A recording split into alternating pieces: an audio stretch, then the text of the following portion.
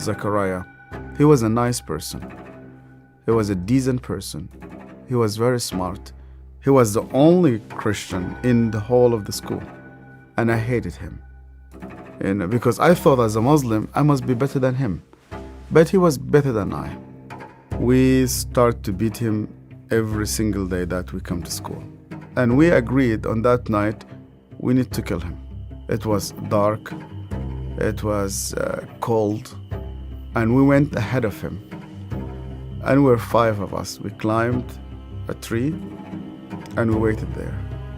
And from far away, we saw that a torch coming. And the light became bigger and bigger as it approaches us.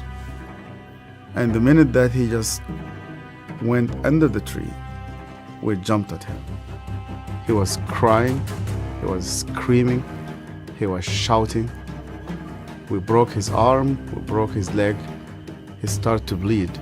And because he started to scream and begging for help, I put my hand in his mouth so that no noise will come out of him. Similar when you are slaughtering a sheep, it's just shivering, and the others were beating him. I felt very proud. You were actually doing something for Allah. You want to please Him. And suddenly, he could no longer breathe, and we could not hear his voice. We left him in the wood between life and death. We went back, you wash yourself, and you pray. And Zachariah never came back. I've never seen him again. I was born and raised up in a very, very fanatic Muslim family. When I was a child, my father brought me to a Quran school. I was only 8 years old, and my father just dropped me there. They shaved my head. We sat in a circle. The Shaykh sat in the middle of this circle, and he has a very long whip. I was forced to memorize the Quran. Every mistake that you do, this whip will just come right in the middle of your head. You're not allowed to cry, because in our culture they tell you men never cry. I was crying every single night. And they told me you belong to the Islamic Ummah, and that's why you fight for it, you stay loyal to it. I started to hate people, to hate everybody who's not a Muslim. And I especially used to hate the Jews. So I was preparing myself to go and fight for Allah in the jihad. But every night I went to bed, and when we put the light off, I did not know what will happen with me if I die. My cousin was severely sick, and the doctors, they said he's going to die. They gave him only a couple of days. And one day came 2 people. They were Coptic Christians. And one of them wanted to greet me. And then I saw he had a cross. And then I pulled my hand back. I said, well, I'm not going to touch a hand with a cross. And then he said to me, we hear that this child is sick. We would like to pray for him. And only out of politeness, I told them, okay. And they started to speak to God like a person that he speaks to his friend. They said, God, please heal this child. The minute that they said Amen, this child opened his eyes for the first time in 4 weeks. He started to move his hands. He started to speak. He sat down in his bed and he started to walk.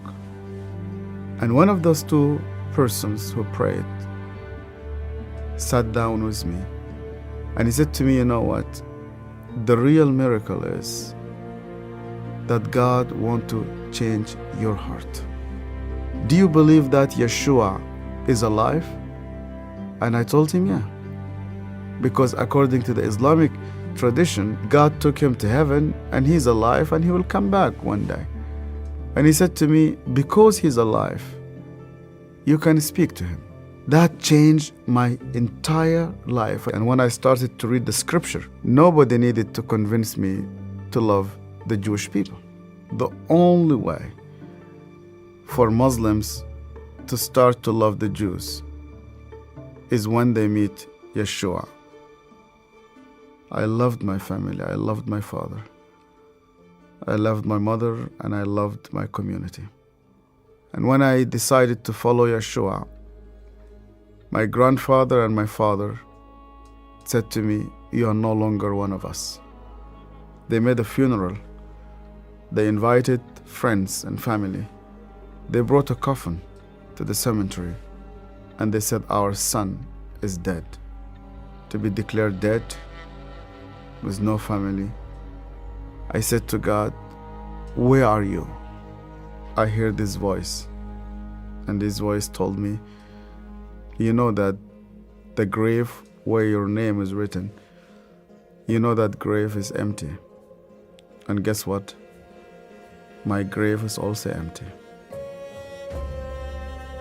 I went to Egypt for the first time after many years, and I was in a pastoral conference. And one of the Sudanese pastors came to me. It's an elderly man, gray hair. He started to speak to me, and he asked me, "Where did you come from?" I told him my story. He started to cry. And then I asked him, "Why are you crying?" And he said to me, "Do you remember me? My name is Zachariah." And suddenly, I remembered him. The last time I saw him, it was in that dark night.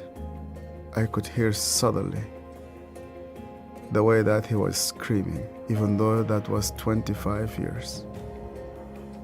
Suddenly I started to see his broken arm and broken legs.